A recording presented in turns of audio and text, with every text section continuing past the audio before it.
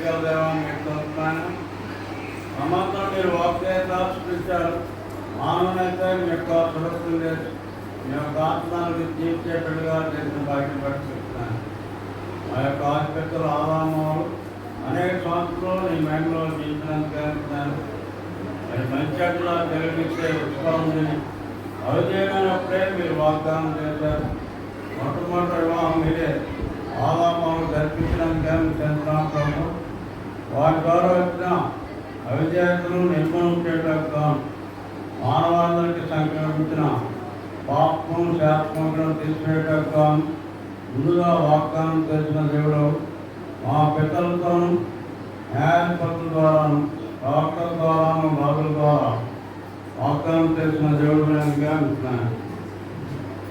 ఈ వాగ్దానం నెరవేర్చడానికి మానవాళందరినీ శాశ్వతంగా బిడ్డగా చేయడానికి 2025 సంవత్సరాల క్రితమే పరం నుండి మా కొరపై కనికేరు మహిమ గారి గర్భంలో పరిశుద్ధాత్మ దేవుని ప్రేరేపణతో పరం నుండి మంచి కుమారుడుగా ఏర్పరిచినందుకు ముఖ్యంటున్నాం ప్రభు. నీతులైన మానవాళందరినీ శాశ్వతంగా రక్షించడానికి మహానీతిమంతులు మహాపరిశుద్ధులు మా కొరకై ఎన్నో శ్రమలు అవమానాలు నిందలు పాల్పొందడానికి ఇస్తున్నాను. మీ లోకంలో ఉన్నప్పుడే మా కొరకై మేము ఊహించినటువంటి శ్రమలు పొంది మీ యొక్క అమలు రక్తాన్ని కలవస్తుగా ప్రాణం అర్పించి తిరిగి జీవంతులు వేసినందుకు అంటున్నాను. పాపాలను మనం తెలుసుకున్నందుకు మీ చుట్టూ చెల్లించుకోవా. మరి ప్రియాంక ఐచాక వివాహం అనే దినము అట్లో ఏకర్మగా ధరించినందుకు తెలుస్తున్నాం ప్రభు. ఇప్పుడు రిసెప్షన్ కార్యక్రమంలో పాట పాటలోను వాటి పరిచర్లోను మీ భాషను మరుపరిచి మీరే మాట్లాడుతున్నాం. వచ్చిన వారిని బట్టి ఇస్తున్నాను. రావాల్సిన ప్రియులు సకాలం వస్తాగా అంతయు నీకు మహిమాత్మగా దేవతగా మీరే తో నడిపించవచ్చు. ఈ వినపము త్వరగా ఉన్న హెచ్చరించుకోవు నామకే స్తుతులు చెల్లించుకుంటూ ప్రార్థన చేసుకుంటున్నాం తండ్రి. ఆమేన్.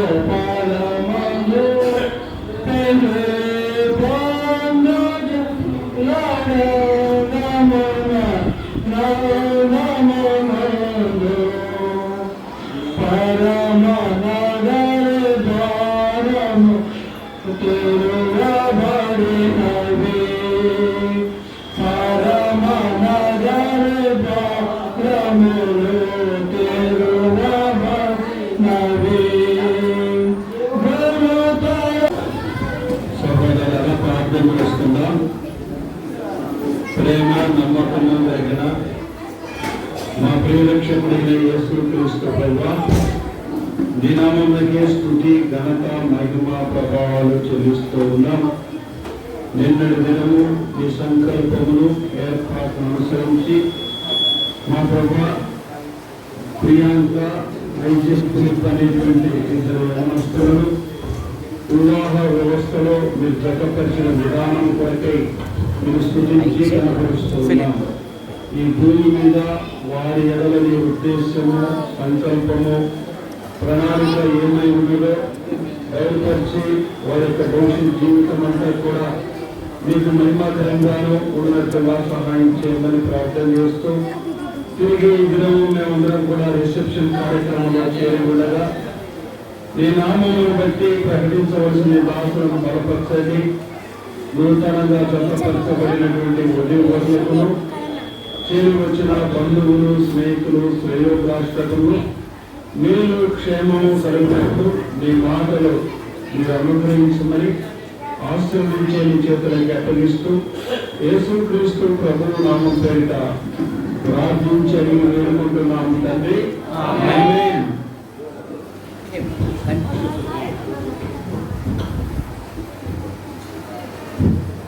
సభ్యులారా, మొదటిగా మరి యాదగిరి గ్రామంలో వచ్చిన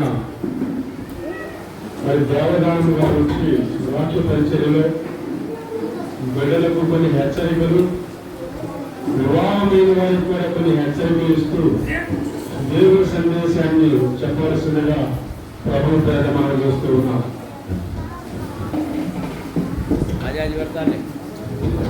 అది పెడతాను కదా సార్.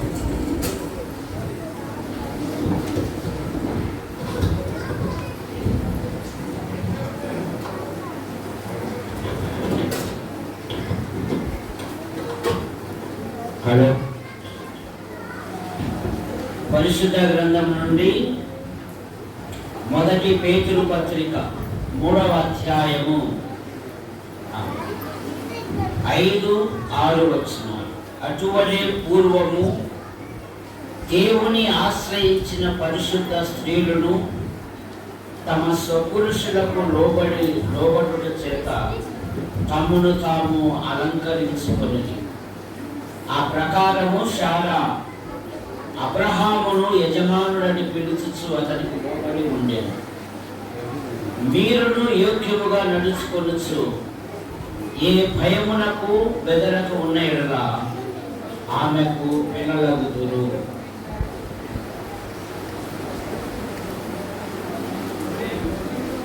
ఫిలిప్, ప్రియాంక. ఫిలిప్ యొక్క జీవితంలో రాళ్ళు ఎక్కడైనా దొరుకుతాయి, కానీ ముత్యములు దొరుకుట అరుదు అని బైబిల్ సెలవిస్తా ఉంది. గుణవతి అయిన భార్య దొరుకుట అరుదు, అట్టిది ముత్యముల కంటే అమూల్యమైనది.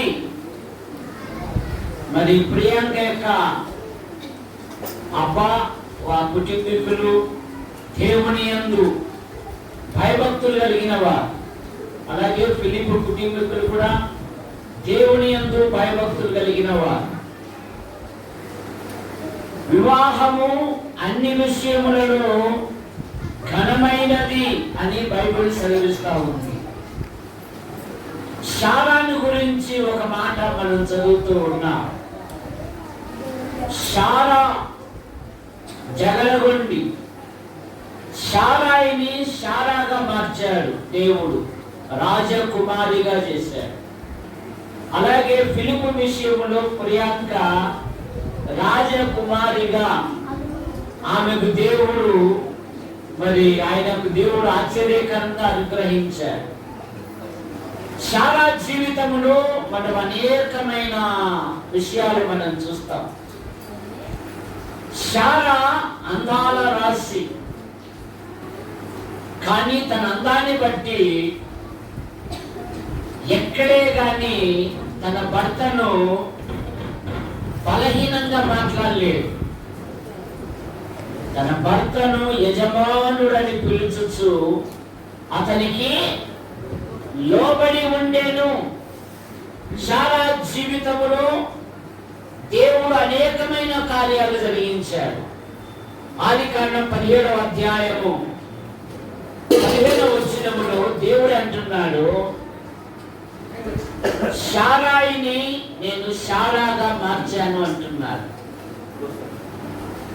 అంత మాత్రమే కాదు, శారా దేవుని చేత ఆశీర్వదించబడినది. ఆదికాండం 17వ అధ్యాయము 16వ వచనములో 2 మాటలు మనకు కనబడతాయి. 17వ అధ్యాయము 16వ వచనం, నేను ఆమెను ఆశీర్వదించి ఆమె వలన నీకు కుమారుని కలగజేసేదను, నేను ఆమెను ఆశీర్వదించేదను. శారాని గురించి ఒకే వచనములో దేవుడు చెప్తున్నాడు, నేను ఆమెను ఆశీర్వదించేదను. ప్రియాంక జీవితంలో కూడా రక్షించబడి విశ్వాస విషయంలో కొనసాగుతూ ఆమె దేవుని చేత ఆశీర్వదించబడినది.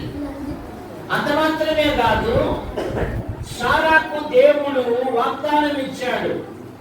17వ అధ్యాయము 19వ వచనములో, ఆదికాండం 17:19లో, నీ భార్య అయిన శారా నిశ్చయముగా నీకు కుమారుని కనును. నిశ్చయముగా అని అంటున్నాడు. నేను ఆమెను ఆశీర్వదిస్తాను, ఆమెకు నేను ఆశ్చర్యకరంగా సంతానాన్ని అనుగ్రహిస్తానంటున్నాడు. అంత మాత్రమే కాదు, శారా అబ్రహామునకు సహకారి. ఆదికాండం 18వ అధ్యాయంలో మండు టెండల్లో ముగ్గురు మనుషులు వచ్చారు. అబ్రహాము ఆ మమ్రే చెట్టు కింద కూర్చొని, ఎందుకంటే ఆ దినాలలో అంతా యాత్ర అంతా నడుచుకుంటూ వెళ్ళడమే కదా, ఎవరైనా ఆ యాత్రికుడు కనపడతాడా, నా అన్నములో ఒక ముద్ద అతనికి పెట్టాలని అబ్రహాము ఎదురు చూసేవాడు. బైబిల్ చెప్తుంది కదా, ఆతిథ్యము చేయ మరొకడి ఎరుగకే కొందరు దేవదూతలకు ఆతిథ్యం ఇచ్చింది. రిబకా కూడా ఆతిథ్యం ఇచ్చింది. ఆ పరదేశికి, నీకును నీ వంటలకు నీళ్లు చేదనగా దేవుని స్నేహితునబడిన అబ్రహాము ఇంటికి కోరలైంది. కనుక మన పిల్లలకు పరిచర్య ధర్మం నేర్పించాలి. దేవుని సన్నిధిలో ఉండి ఎదిగిన సమూయేలు దైవజనుడయ్యాడు. దేవుని సన్నిధిని విడిచి పారిపోయిన యోనా అబాసు పాలయ్యాడు. కనుక ఇప్పుడు మండు టెండల్లో అబ్రహాము శారాతో చెప్తున్నాడు, నువ్వు రొట్టెలు కాల్చు. మనమైతే కనుక ఎన్నో ప్రశ్నలు వేస్తాం, కానీ శారా అలాగా అబ్రహామునకు సహకారి. దేవుడు చెప్పాడు ఏమని, నీ బంధువులను నీ దేశమును నీ విడిచి వెళ్ళు అంటే, ఏమండి ఇక్కడ అన్ని సంబంధాలన్నీ పోగొట్టుకుని నేను ఎక్కడికి వస్తాను అనలేదు. ఎందుకంటే అబ్రహాము విశ్వాసంతో వెంబడించాడు. ఎబ్రీ పత్రిక 11వ అధ్యాయంలో చదువుతాం కదా, అబ్రహాము పిలువబడినప్పుడు పిలుపునకు లోబడి తాను స్వాస్థ్యముగా పొందనై ఉన్న ప్రదేశమునకు బయలు వెళ్ళెను. మరి ఎక్కడికి వెళ్ళవలెనో అది ఎరుగక బయలుదేరెను. ఇప్పుడు శారా అబ్రహాము విషయములో ప్రతి యాత్రలో అబ్రహామునకు సహకారిగా ఉంది. కనుక ప్రియాంక కూడా తన భర్తకు సహకారిగా అన్ని విధాలుగా మరి ప్రభు వైపు చూస్తూ ముందుకు సాగాలి. అంత మాత్రమే కాదు, శారాను దేవుడు దర్శించాడు. ఆదికాండం 21వ అధ్యాయం 1వ వచనములో దేవుడు తాను చెప్పిన విధముగా తానిచ్చిన మాట చొప్పున శారాను దర్శించెను అనే మాట మనం చూస్తాం. దేవుడు అన్నాను దర్శించె. దేవుడు మన దేవుడు వాగ్దానం ఇచ్చి వాగ్దానము నెరవేర్చుది. శారా సాక్షిగా నిలబడి ఉంది అంటున్నది కదా 21వ అధ్యాయం 6వ వచనములో, వినువారెల్లా నా విషయమై నవ్వెదరు అని తన కుమారునికి ఇస్సాకు అనే నామధేయం పెట్టేసి, వీడు నాకు సంతోషము కలగజేసెను. దేవునికి ఒక సాక్షిగా నిలబడింది శారా. ఆఖరి మాట, శారా జీవితంలో దేవుడు ఆశ్చర్య కార్యాలు జరిగించాడు. కనుక శారా తన యజమానునికి లోబడుచు, కనుక కుటుంబ జీవితంలో భార్య భర్తలు ఒకరినొకరు ప్రార్థన చేసుకోవాలి. ఇస్సాకు వివాహమైనప్పుడు 40 సంవత్సరాలు, పిల్లలు పుట్టినప్పుడు 60 సంవత్సరాలు. కానీ ఇస్సాకు భార్య బలహీనురాలు కనుక అతడు ఆమె విషయమై యెహోవాను వేడుకొని మాట మనం చూస్తాం. 20 సంవత్సరాలు భార్య కొరకు ప్రార్థన చేశారు. రిబకా కూడా అసలే రాయలసీమ, ఎక్కడ కొంపలకు నిప్పు పెడతారు అని రిబకా కూడా ఈ విషయమై యెహోవాను అడుగా వెళ్ళేను అనే మాట మనం చూస్తాం. కనుక భార్య భర్తలు ప్రతి సమస్యలో ప్రార్థించువారుగా ఉండాలి. ఒకరినొకరు గౌరవించుకోవాలి, ఒకరినొకరు హెచ్చించుకోవాలి, ఒకరినొకరు కుటుంబ విషయాలు పంచుకోవాలి. అంత మాత్రమే కాదు, మరి ప్రియాంక ఇంటికాడ ఎలాగో తన తల్లిదండ్రులను తోబుట్టులను పెద్దలను ఎలాగ ప్రేమగా చూస్తుందో, భర్త ఇంటికి వచ్చినాక కీర్తనలో ఒక మాట ఉంది కదా, సియోను కుమారి నీ ఇంటిని మరువును అనే మాట మనం చూస్తాం. మా ఇంటికాడా అని ఈ సమస్యలు తీసుకొని రాకూడదు. ఇది నీ ఇల్లు కనుక, నీ ఇంటిలో మీ ఆయన నీకు మహారాజు కనుక నీ ఇంటిలో నువ్వు ప్రేమను చూపితే చాలు, నీ గృహంలో దేవుడు అద్భుతమైన కార్యాలు జరిగిస్తాడు. అంత మాత్రమే కాదు, దేవుని సన్నిధికి వెళ్ళాలి.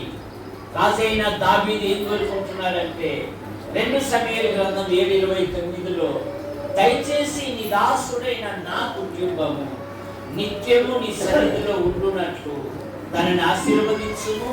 యెహోవా నా ప్రభువా, నీవు సెలవిచ్చి ఉన్నావు, నీ ఆశీర్వాదము నుండి నా కుటుంబము నిత్యము ఆశీర్వదించబడును గాక అనే మాట మనం చూస్తాం. అంత మాత్రమే కాదు, సామెతల గ్రంథం 31వ అధ్యాయములో ఆమె చేతి పనులే ఆమెను పొగుడును అనే మాట మనం చూస్తాం. కనుక నీవు నీ ఇంటికి ఎందుకు వెళ్ళినప్పుడు మరి ఋతు దేశానికి వచ్చి ఆ ఋతురాల కొరకు పొలములో పని చేసి ఋతురాలైన అతను పోషించింది. అద్భుతముగా యేసుక్రీస్తు వంశంలో చేర్చబడింది ఋతు. కనుక బైబిల్ సెలవిస్తుంది కదా, అన్ని విషయాలలో ప్రేమ కలిగి ఉంటే నీ కుటుంబాన్ని దేవుడు వృద్ధిలోకి తీసుకొస్తాడు. ఇక మధ్య ఆకాశంలో ఒక గొప్ప వివాహం జరగబోతా ఉంది. ఆ వివాహానికి మనం ప్రత్యక్షం కావాలి అంటే యేసు ప్రభువును అంగీకరించాలి. మానవుడు పాపములో పుట్టి, పాపములో పెరిగి, పాపములో జీవిస్తూ పాప పరిహారము కొరకై అనాది నుండి అనేకమైన ప్రయత్నములు చేయించున్నాడు. మానవ ప్రయత్నములు దేవుని దృష్టిలో కొలికి పేలికలు గనక దేవుడే లోకమును ప్రేమించి యేసుక్రీస్తు నామములో భూలోకానికి వచ్చి ప్రజల పాప పరిహారము కొరకై ఆయన శిలువలో బలియాగమయ్యాడు. ఎందుకు బలియాగమయ్యాడంటే రక్తము చిందింపకుండా పాపములకు క్షమాపణ లేదు గనక మానవుడు పాప నివారణ కొరకై జంతువులను పక్షులను బలిగా అర్పించుతున్నాడు. జంతువుల యొక్క రక్తము, పక్షుల యొక్క రక్తము పాపములను తీసివేయడం అసాధ్యం కనుక లోక పాపం మోసుకొని పోవు దేవుని గొర్రె పిల్లగా మన పాపముల కొరకు, మన దోషముల కొరకు, మన అపరాధముల కొరకు ఆయన శిలువలో బలియాగమయ్యాడు. యేసుక్రీస్తునందు విశ్వాసం ఉంచడం వలన పాపి పరిశుద్ధుడు అవుతాడు, దుర్మార్గుడు సన్మార్గుడు అవుతాడు. కనుక ఇంకా ఎవరైనా ఈ గుంపులో ప్రభు అయిన యేసుని అంగీకరించకపోతే ప్రభు అయిన యేసుక్రీస్తునందు విశ్వాసం ఉంచాలని మనవి చేయొచ్చు. నాకు ఇచ్చిన అవకాశాన్ని బట్టి ప్రభువును స్తుతిస్తూ ఈ అవకాశాన్ని పెద్దగా కప్పచెప్తూ ఉన్నాను.